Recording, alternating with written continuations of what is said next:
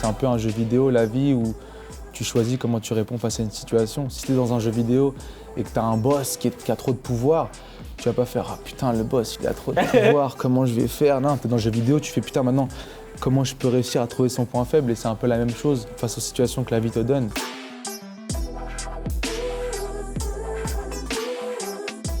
Salut tout le monde, j'espère que vous allez bien. Aujourd'hui, j'ai le plaisir d'accueillir Riles dans Moonwalk. Riles, c'est un artiste hyper inspirant. C'est le genre de mec qui peut te faire un clip, le tourner, le réaliser, puis le jeter à la poubelle s'il n'est pas satisfait du résultat. Il chante, il danse, il réalise ses clips, il produit lui-même ses sons. Il a créé son propre label Riles Sundays. C'est un mec qui est inspiré autant par des rappeurs que par des peintres. Il vient de sortir une mixtape avec ses amis d'enfance Younes et Léon qui s'appelle Family Business. Younes et Léon nous rejoindront un peu plus tard dans l'interview. Moonwalk Riles, c'est parti. Salut Riles. Salut Oumar. Comment ça va? Très bien, merci. Dis-moi, est-ce que tu connais la chaîne YouTube RILS76? Ah, bah ouais, c'était la mienne à l'ancienne. Attends, c'est une blague, tu l'as retrouvée? Je l'ai retrouvé fort. Il y a quoi comme vidéo dessus? Attends, Il n'y a que 2 vidéos. Oui, Michael Jackson. Ouais, Le Michael fantôme Jackson. de Michael Jackson. Et normalement, il y avait une vidéo de moi qui faisait du beatbox et une guitare, mais je crois que j'ai supprimé. Non, c'est pas ça. C'est Kanye West. Kamehameha, des animations, le groupe de feu et tout. Ouais, c'est vrai. Ouais, je m'entraînais à faire des FX à l'époque du collège avec un logiciel qui s'appelait Particle Illusion. C'est ça. Et je faisais des Kamehameha, enfin, mes premières étapes de réal, si je puis dire. Bah c'est ça en fait, c'était les premiers pas, c'est intéressant. Ouais, et c'est inconscient, c'est ça qui est intéressant aussi. Je pense qu'on plante des graines tout au long de sa vie sans s'en rendre compte et qu'elles donnent naissance à des grandes choses, mais une fois le temps passé. C'est-à-dire que j'ai commencé un peu à faire des covers à la guitare à l'époque du collège, comme j'ai commencé un peu à faire de la vidéo, mais j'aurais jamais cru associer les deux à cet instant-là de ma vie. Et même la passion pour la musique, tu dis souvent que ça vient d'Internet. Ouais, en fait, c'est la motivation, j'ai l'impression qu'elle vient aussi d'Internet. C'est le fait de voir, à l'époque où Kanye West avait sorti My Beautiful Dark Twisted Fantasy, l'espèce de court-métrage, et tu le vois qui fait de l'instru de power sur sa MPC. Et en fait, le fait de voir ça sur Internet, tu te dis, en fait, ça t'élargit tes horizons. Tu dis, ce mec-là, il est rappeur, il est aussi beatmaker. Moi aussi, je veux faire la même chose. J'ai un truc assez... j'ai l'impression que c'est notre nature humaine qui force au mimétisme. Donc toi, tu as commencé en faisant des covers à la guitare. Ouais. Et j'ai l'impression que très vite, tu t'es dit, ça me suffit pas, il faut que je fasse ma propre musique. Ouais, j'ai fait une douzaine de covers sur YouTube. À l'époque, ça allait de Bruno Mars à Jay-Z et Kanye West sur la reprise de Otis Redding qu'ils ont fait. Enfin, Call Me Maybe. il y avait Call Me Maybe, la Chouma, je m'en rappelle. C'est ce cover-là, c'est ce dernier cover-là qui m'a fait arrêter le cover. C'est-à-dire que j'avais uploadé ce cover-là. Et 2 jours, même pas une journée après, je regarde, tu vois, je prends vraiment du recul, je fais c'est chiant. Et je sais très bien que tous ceux que je voyais faire des covers à l'époque, ils tombaient dans ce cercle de quand ils sortaient un son original, ça intéressait personne. Parce qu'on voulait juste entendre des covers. Voilà, on veut juste entendre reprendre avec ta voix la chanson du mec connu. Et j'avais peur de tomber dans cette spirale-là, donc je me suis dit, putain, là j'ai fait 12 covers, il y en a un qui a atteint quasiment 100 000 vues. J'avais fait un cover de Party Rock Anthem de LMFAO. Ah ouais, j'aurais bien aimé voir ça, tiens. Ah putain, tu le verras jamais. Très dommage. et non, et du coup, voilà, je me suis dit, arrête tes conneries. Peut-être c'est le moment que tu crées ta propre musique. Et voilà, j'ai tout supprimé. J'ai encore le message sur ma page Facebook qui dit, j'arrête tes covers, nanana. Il y a des gens qui étaient un peu en dépression, genre non, arrête pas. Non, bah, c'est pas comme si j'étais connu, tu vois. J'avais beaucoup de mes potes qui me suivaient. Après, bon, j'étais pas une resta de YouTube. Donc voilà, c'est ce qui m'a motivé aussi à aller de l'avant. J'étais dans un inconfort d'avoir supprimé tout et j'avais un besoin de créer, donc ça m'a forcé aussi à télécharger mes premiers logiciels de beatmaking. J'ai écouté ton premier EP, Vanity Plus Mind, que tu as sorti du coup quand tu avais 17 ans. Ouais. Et ce que je trouve ouf, c'est que déjà sur cet EP, c'est toi qui fais les prods, c'est toi qui écris, c'est toi qui mixes. C'était une volonté de ta part d'essayer d'être un peu sur tous les terrains, ou est-ce que c'est parce que tu n'avais pas forcément les contacts à Rouen pour contacter des producteurs, tu n'avais pas forcément les moyens aussi de te payer ce genre de service? Enfin, est-ce que c'était vraiment une volonté de ta part ou c'était aussi pour t'adapter à ton environnement? C'était un moyen de survie, de s'autoproduire parce que j'avais essayé d'aller en studio à Rouen Hein, il y avait un studio, je ne sais plus c'est quoi exactement le nom du studio, mais j'étais avec un ingénieur et c'était un peu 10 € de l'heure. Bon, à l'époque, c'était énormément cher pour moi. J'avais essayé d'enregistrer un son et c'est comme ça que j'ai appris à me connaître parce que j'ai toujours envie de tweaker un truc, de tester un effet. Et c'était compliqué avec une personne que je ne connaissais pas, de lui expliquer mon univers et je sentais qu'il y avait un peu des couacs de communication. C'est là que je me suis dit, en fait, je serais beaucoup plus satisfait de mon travail si je le fais moi-même. Je voulais avoir cette liberté d'être seul avec moi-même aussi pour me permettre de faire des erreurs.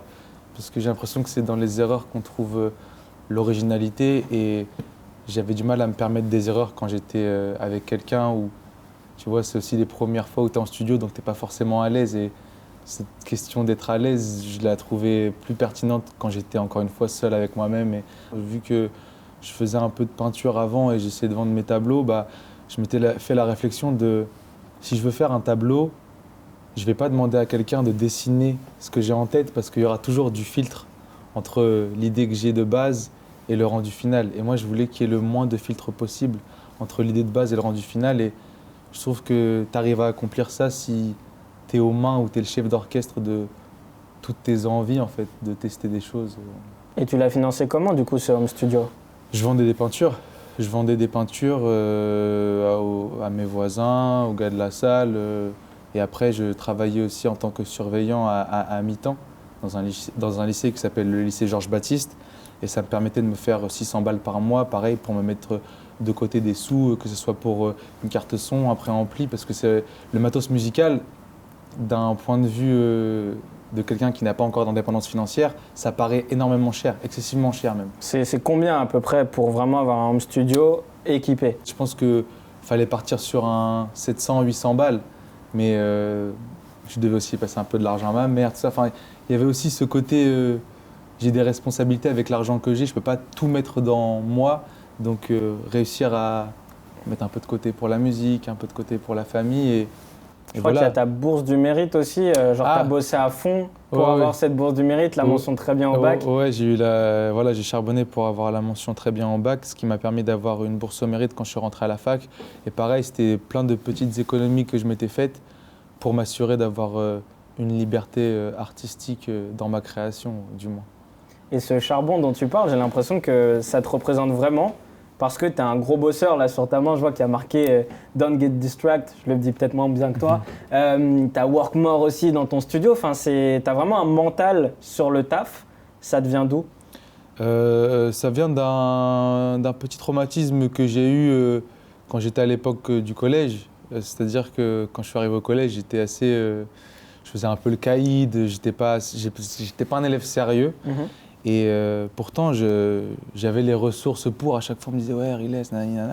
Et il y a une fois où une prof m'a juste fait une remarque simple, banale. Ouais, Riles, si tu continues comme ça, tu vas pas y arriver dans la vie, tu vois. Et c'était un peu tu sais, ces petites phrases de merde qui te font réfléchir et avoir un recul sur toi-même. Et à cette époque, je me suis dit « Putain, en fait, c'est vrai, j'ai mes parents qui sont… J'étais pauvre à l'époque. Je me dis, si j'y arrive pas, en fait, c'est la mort, entre guillemets. J'avais un peu la peur de l'échec et le seul remède à ça, c'était le travail. Donc, il faut réussir à s'automotiver en se mettant des mantras, que ce soit le Don't get distracted ou le work more. C'est juste des petits rappels que tu as dans ton écosystème et qui te permettent de dire, OK, oui, il faut que je travaille. C'est vrai que c'est ça qui est important pour moi. Et à un moment, ça va devenir une seconde nature. Tu n'auras même plus besoin de te penser… de dire « Ah, il faut que je travaille, il faut que je sois dans l'inconfort », ça va être juste un réflexe. Tu sais que la situation ne va pas, viens, on va dans l'inconfort pour la résoudre. Et l'inconfort, ça passe par le travail et l'effort aussi, tu vois. Il y a beaucoup de personnes qui disent à des jeunes « Tu feras rien de ta vie, tu n'y arriveras pas ». Tu trouves que ce genre de phrase, ça peut vraiment changer la vie d'un jeune? Je pense que c'est comment on l'apprend, cette phrase-là. Si tu l'apprends d'une manière pessimiste, tu te renfermes sur toi-même et c'est vrai que ça peut te faire ressentir un gros manque de confiance à l'intérieur, mais si tu la prends comme un coup de pression et si tu veux prouver le contraire aux autres, tu vas devoir le prouver dans l'acte et pas dans la parole. Si quelqu'un te dit tu vas rien faire de ta vie ou quoi que ce soit, tu ne peux pas répondre par la parole, tu dois répondre par les actes. Et je pense que c'est la direction qu'il faut prendre si jamais il y en a qui sont face à cette situation-là. Personne n'a raison en fait, personne ne sait mieux que toi ce que tu dois faire de ta vie. Et à un moment donné, faut se secouer, il faut se chercher et il ne faut pas avoir peur d'être, encore une fois, dans l'inconfort, de ne pas savoir quoi faire. Tant qu'on fait quelque chose, l'univers va t'amener ce que tu voudras faire à la fin. Il y a un morceau que tu as écrit durant les Release Sundays qui s'appelle For Mama. Pourquoi tu as fait ce son? Quelle a été l'ambition de ce titre? J'ai fait ce son la semaine où il y a eu des huissiers qui sont venus à la maison pour réquisitionner du matériel parce qu'on avait des dettes un peu. Et c'était la première fois que j'étais face à une situation où ah putain c'est ça la vie en fait, c'est le réel. Quand tu es vraiment un peu au fond, c'est ça. Je me suis dit ah merde, c'est la dure réalité des choses et j'ai écrit cette chanson pour parler un peu à mon futur. Je disais dans ce son que ça a été un peu une source de motivation d'être face à ces situations-là. Ça me donnait encore plus la niaque d'y arriver parce que je ne voulais pas accepter cette réalité-là. Toi, dans ce morceau, justement, tu dis à ta maman que les choses vont s'arranger, que ça ira mieux. Et je trouve ça assez fou parce qu'à ce moment-là, tu avais arrêté la fac d'anglais pour te mettre à fond dans la musique. Oui. Les Release Sundays, c'était la 5e semaine, il me semble. Ouais, ça ne marchait pas encore. Il y avait eu 1000 vues la première semaine. 1000 vues, etc. Et comment, avec 1000 vues, les huissiers qui viennent à la maison, tu arrives quand même à te dire les choses vont s'arranger? Je sais pas, ça me rassure. J'ai toujours été inspiré par des Van Gogh qui ont continué à charbonner, à cravacher malgré tu vois, la haisse ou les problèmes. Il y a une sorte d'inspiration que tu peux tirer en fait de cette misère. Et voilà, puiser, encore une fois, transformer l'énergie négative en positif et garder cette mentale-là, peu importe ce que la vie va te donner en fait. C'est un peu un jeu vidéo, la vie, où tu choisis comment tu réponds face à une situation. Si tu es dans un jeu vidéo et que tu as un boss qui a trop de pouvoir, tu vas pas faire « Ah putain, le boss, il a trop de pouvoir, comment je vais faire ?» Non, tu es dans le jeu vidéo, tu fais « Putain, maintenant, comment je peux réussir à trouver son point faible ?» Et c'est un peu la même chose face aux situations que la vie te donne. Maintenant, c'est « Ah, il se passe ça actuellement dans ma vie. Bon, soit je me plains et je reste dans la plainte et voilà, et ça avance pas, ou soit voilà, j'essaie de rester dans une positivité qui peut être un peu too much, mais au moins, voilà, c'est pas dans le vin que je mets ça dans l'univers, c'est vraiment pour quelque chose, c'est pour un but. Mais tu es du coup très spirituel?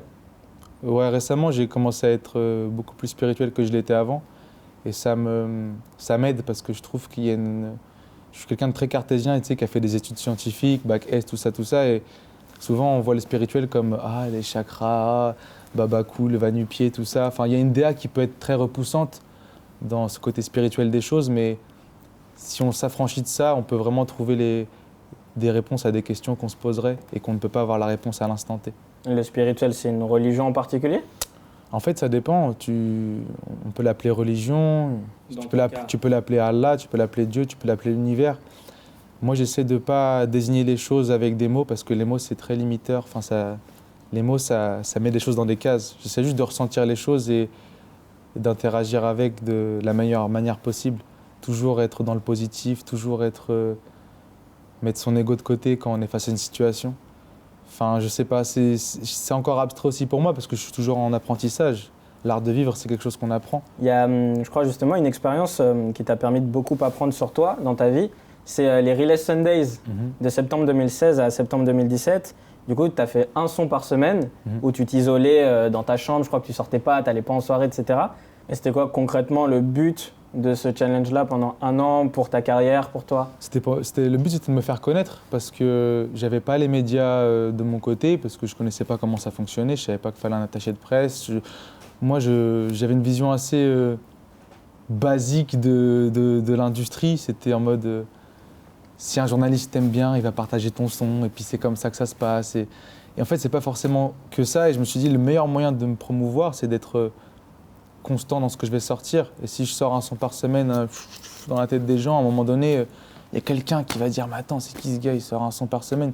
Et à un moment donné où je serais forcément all over the place, tu vois, et je m'attendais juste à quelque chose. Je savais pas quoi, mais je me suis dit, si à un moment donné, je sors un son par semaine pendant un an, je vais avoir les résultats. Je ne sais pas ce sera quoi les résultats, mais il n'y avait même pas un but précis, genre faire le million de vues, signer en major Non, l'or se trouve pas où tu le cherches, mais dès lors que tu entreprends d'aller le chercher. Et en fait, je m'attendais à rien, juste à le faire. Et j'ai vraiment appris avec le temps que on ne peut pas avoir les résultats de ce qu'on fait. Tu ne peux pas planter une graine et que l'arbre ne va pas pousser d'un coup et avoir les fruits. faut juste semer. Et c'est des petits investissements que tu fais. Peut-être qu'il y a un son qui va parler à tel truc, il y a un son qui va parler à une autre personne. Ah, t'as entendu ce son-là? Ouais, je sais pas. Je voulais juste être présent, en fait. Être présent.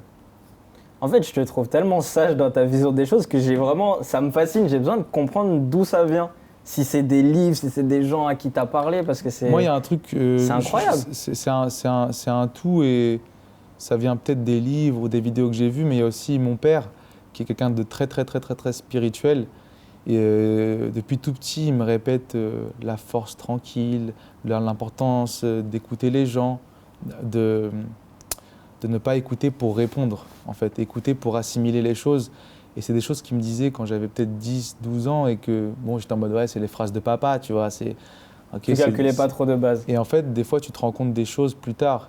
Et du coup, là, pendant 32 semaines, durant les Relay Sundays, tu sortais des sons tous les dimanches. Et pendant 32 semaines, tu tournais à quoi? 4000 vues max, tu me disais? Ouais, de 3000, 4000 vues. J'avais Shudai qui avait eu 10 000 vues. La première fois que tu as les 10 000 vues sur YouTube, ça te fait un truc. T'es en mode, t'as un nombre à 5 chiffres. Mais tu sais que ça m'a fait pareil. Moi, c'était, je crois, le troisième moonwalk qu'on faisait. Au bout de 3 jours, on était à 10 000 vues. J'ai pété ma tête. Tu vois? C'était en fait, incroyable. Mais oui, et peut-être que maintenant, quand je regarde avec du recul, je me dis, ah, miskin, t'es avec 10 000 vues, mais faut pas oublier que notre seuil est différent, notre seuil de satisfaction est différent à l'époque. En fonction de l'expérience qu'on vit. Exactement. Ton premier 10 000 vues, tu vas le vivre comme ton premier 10 millions de vues aussi. Et en fait, le but, c'est tout le temps de dépasser son seuil et de repousser ses limites. Mais vraiment, je me voyais pas comme victime de moi-même. Oh, j'ai fait que 3 000 vues, 4 000 vues. Genre, j'étais vraiment content d'avoir déjà 4 000 personnes par semaine qui venaient m'écouter, tu vois. T'arrivais déjà à être content en fait de ces 3 000 vues? Bah, ouais, j'étais super grateful, j'étais vraiment merci de me suivre. Et il y a un moment où c'est vrai que tu as des petits coups de mou parce qu'il y a un son, tu as mis une semaine à te prendre la tête sur l'instru, tu crois qu'il va péter le score, tu dis ouais, celui-là, c'est le bon. Et après, tu le sors et tu vois que bon, tu as 30 commentaires et les gens ils disent bon, voilà, c'est des petits moments de déception, mais dans l'image d'ensemble, j'étais quand même satisfait et ça me motivait en fait de sortir aussi un son par semaine. En fait, ça me poussait à être beaucoup dans le présent. Et il y a un moment où je me suis fait cette réflexion de quand je pense trop dans le passé, je suis dans les regrets. Quand je pense trop dans le futur, je suis anxieux. Mais dans le présent, ça me permet de m'affranchir de tous ces trucs-là, tu sais, les pièges de la conscience un peu. Et ça m'ancrait dans un réel J'étais plus sain d'esprit en fait. Plutôt que de sortir un son et t'attends un mois et tu fais putain, mais ce son-là, tu regardes et tu fais que de traîner. Non, là, ça me mettait vraiment dans un truc très réel et ancré dans le présent. C'est pour ça que j'étais motivé encore chaque semaine de continuer. Et au final, il s'est passé quoi la 32e semaine? 32e semaine, en fait, c'était même avant la 32e semaine, j'avais fait un concert à Paris Dauphine devant 300 étudiants parce qu'on commençait à vouloir me booker. Tu jouais dans des facs? Ouais, dans des facs, c'était en général. Enfin, tout ce qu'on me donnait, j'y allais, tu vois. Je voulais tester l'expérience de la scène. Et tu sais, genre, encore une fois, le fait de créer un son de A à Z et de voir des gens chanter, c'est comme si tu donnes ça et puis ça résonne avec eux. Donc j'étais curieux de ça et voilà, il y avait un concert à Paris Dauphine et on était 300. Il y avait mon DJ qui m'accompagnait, j'avais un pote à moi qui était danseur, on faisait des micro-chorés à l'époque, tu vois, c'était un peu les prémices du setup live. Mais et dans l'amphithéâtre, justement, dans ce concert-là à Paris Dauphine, il y avait le youtubeur Seb qui, à la fin du show, il est venu me voir et il m'a dit mec, je comprends pas pourquoi t'es pas connu. Et je fais bah frère, moi non plus. Enfin, tu vois, après, toujours en restant dans le positif. Et il me dit j'aimerais bien faire une interview de toi ou un truc sur ma chaîne. Et poliment, je lui ai dit écoute, moi je suis pas chaud des interviews actuellement, je préfère laisser ma musique parler pour moi. Et tu vois, ça, je trouve ça ouf. T'en as déjà parlé dans d'autres médias du fait que Seb, il t'a proposé une interview. À ce moment-là, il avait quoi, peut-être 3 millions d'abonnés déjà. Et même si tu tournais à 3000 vues, un youtubeur de 3 millions, il te propose un truc, n'importe quoi, tu as dit non, je suis pas trop chaud de base. Bah, je voulais absolument me tenir à ma vision des choses, je voulais vraiment laisser mes sons parler pour moi. Et il n'y avait pas cette quête du buzz de c'est un youtubeur, il va me mettre bien. Même, je trouvais que ça correspondait pas à mon image d'un coup d'apparaître et encore une fois même de parler peut-être en français, j'étais pas à l'aise de faire une interview aussi. Il me fait ok, il n'y a pas de souci et 2 semaines plus tard après ce concert-là, Il m'envoie une vidéo sur Facebook en privé qu'il avait fait sur YouTube. Il fait voilà mec, j'ai fait une petite vidéo sur toi et tout, dis-moi ce que t'en penses. Et je regarde la vidéo, je fais putain mec, ouais Simer, ça fait plaisir de ouf. Bon après j'avais démissionné de mon taf de surveillant avant la vidéo. Il y avait certaines je me suis dit infos qui pour étaient, le storytelling c'est important aussi, peut-être que les gens ils sachent que je travaillais aussi comme tout le monde, tu vois, c'est bien aussi de mettre des bases réelles dans mon histoire. Et voilà, il a sorti la vidéo et moi je m'attendais à ce que ça me fasse gagner peut-être, je sais pas, 10 000 abonnés ou 20 000 et d'une pierre deux coups, ça a fait le buzz que les gens connaissent maintenant. Et après voilà, j'étais dans une sauce où tout le monde voulait savoir qui j'étais, d'où je venais, les labels commençaient à me parler. Et de fil en aiguille, ça a fait qui je suis aujourd'hui. Et justement, à partir de là, grâce à la vidéo de Seb, tu as pu montrer ton univers à une plus grosse audience. Et j'aimerais qu'on parle un peu de ton processus créatif. Tu m'as beaucoup cité les peintres qui ont pu t'influencer, notamment Van Gogh. Qu'est-ce qui t'inspire chez lui? Sa résilience. C'est la résilience d'un artiste qui m'inspire parce que ne pas se décourager face à la situation de l'instant T.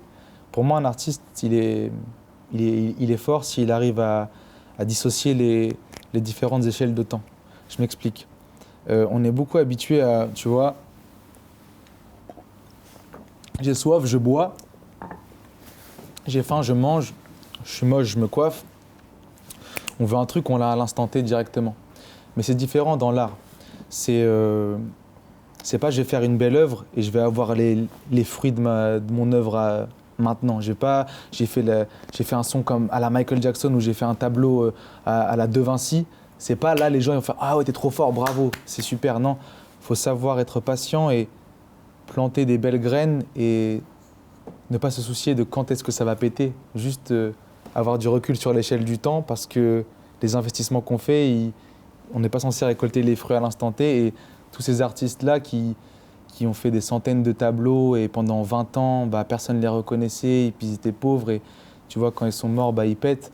Moi, je me dis, putain, en fait, il y a du courage là-dedans. Il y a du courage parce qu'on reste soi-même malgré tout. Savoir garder son intégrité artistique, peu importe l'événement. Tu vois, c'est ça qui m'inspire beaucoup, c'est vraiment la résilience chez les artistes. Continue à faire ce que tu fais, même si tu n'as pas la réponse que tu attends de l'univers, parce que l'échelle du temps est différente selon les actions qu'on entreprend. Je crois même que tu as fait un freestyle où tu dis que tu n'as pas hésité à mettre limite tous tes sous, 160 000 € dans un clip. Ça veut dire que… J'ai mis bien plus. Hein. C'est vrai? J'ai mis quasiment toute mon avance que j'ai eue de la part de République. Je n'ai rien à foutre, je voulais pas m'acheter de grosses voitures ou de maisons, je voulais juste satisfaire ma soif de créativité. Et depuis le temps où je faisais mes premiers clips, Brothers, etc., c'était avec l'appareil photo d'un pote, avec souvent c'était un peu la galère de faire des clips. Et putain, une fois que j'ai eu du bif, oh yes, vas-y, viens, on va en Bolivie, je prends un 4x4, on prend un rig, un Ronin, un machin, et juste accomplir cette soif de tester des choses et tout claquer dans les clips. Et si c'était à refaire, je l'aurais refait parce que ça m'a appris énormément de choses qui maintenant me sont encore utiles. Quand je veux refaire des clips, j'arrive à mieux parler aux équipes parce que je sais comment ça se passe un peu plus qu'avant. Mais toi, quand même, t'hésites pas à faire des clips, les tourner et tu les sors pas au final.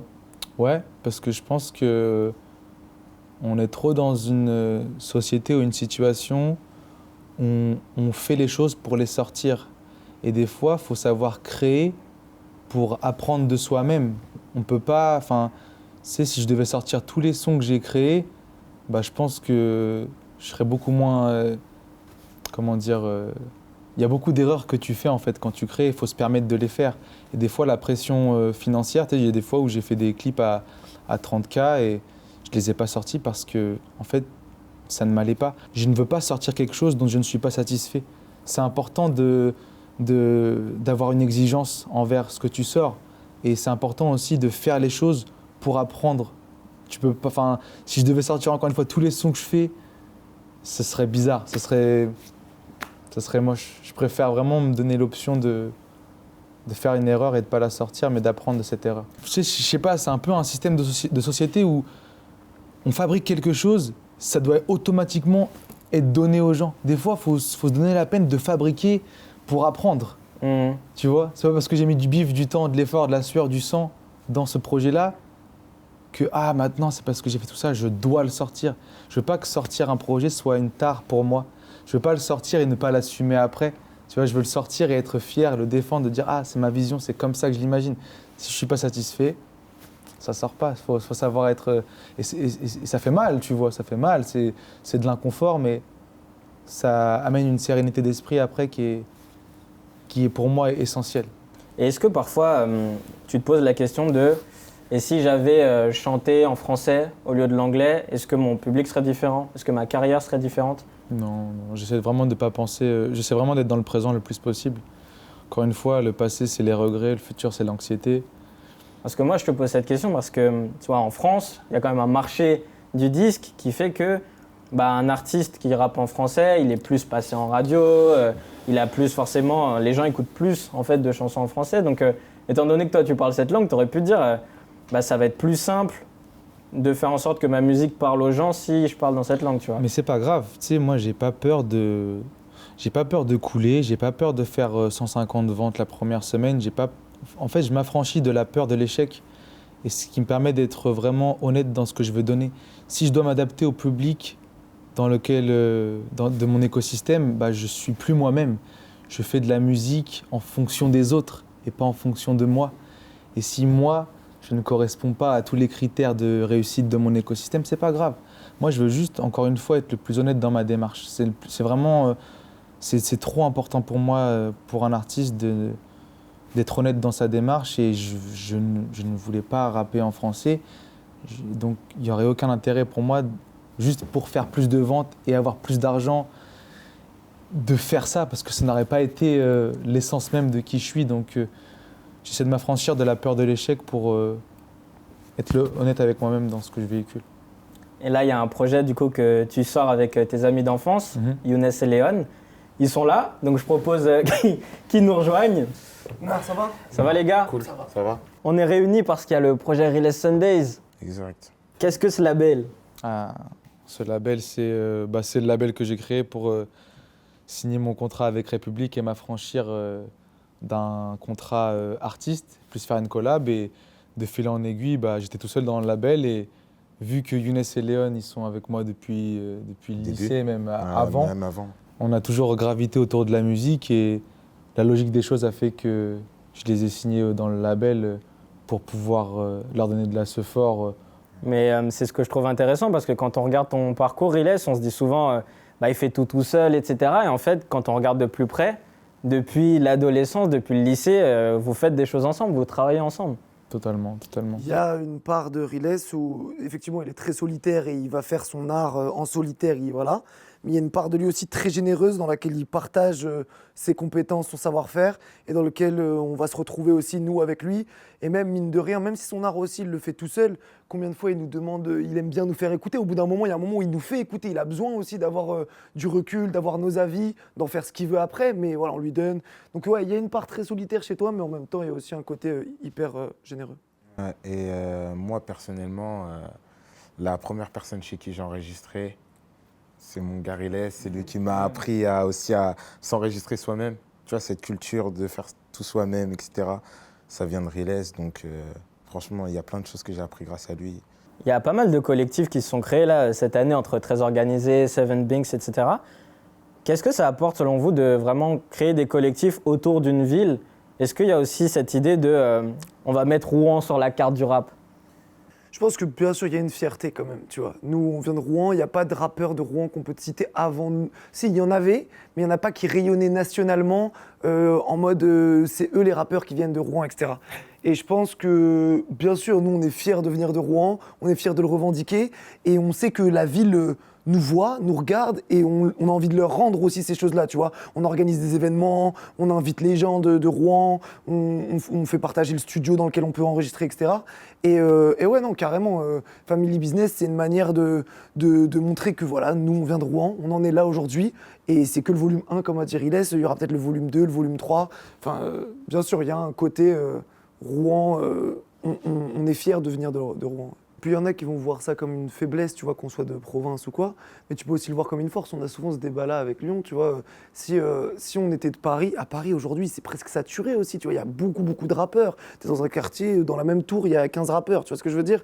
Donc du coup, il y a un truc où c'est aussi très difficile même de s'affirmer dans son identité. Nous, on venait de Rouen, il y avait certes peu d'infrastructures, mais il y avait aussi peu de rappeurs. Et du coup, ça nous a laissé l'espace pour s'affirmer tel qu'on l'était, tel qu'on voulait être, tu vois.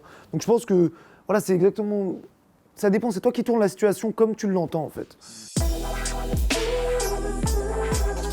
Les gars, merci beaucoup. Merci à toi. Est-ce que vous pouvez me donner un mot à mettre en commentaire pour ceux qui ont vu la vidéo jusqu'à la fin? Je pense qu'il est simple le mot. Family business. Family business. T'as oublié ton family business, The Bee. Mais moi j'ai attendu, mais attends, En fait, je me suis dit, c'est bon, ils l'ont dit. Bah, on refait. Family business. Family business. Family business. on va tout garder. Family business. Merci à vous d'avoir regardé cette vidéo. C'était donc le Moonwalk de Realest Sundays. Merci à la Mescalera qui nous a accueillis aussi. À très vite.